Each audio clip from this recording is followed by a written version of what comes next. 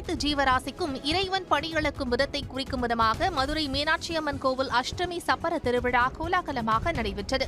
மார்கழி மாத தேய்பிறை அஷ்டமி நாளில் சுவாமியும் அம்மனும் மதுரை நகர் வீதிகளின் வழியாக அனைத்து உயிர்களுக்கும் படியளக்கும் உலா வருவது வழக்கம். அதன்படி கோவிலிலிருந்து சுவாமி அம்பாள் இருவரும் புறப்பாடாகி மதுரை கீழமாசி வீதி அருகே நிறுத்தப்பட்டிருந்த சப்பரத்தில் சுவாமி பிரியாவிடையுடனும் அம்மன் தனியாகவும் கைலாய வாத்திய முழங்க எழுந்தருளினர்.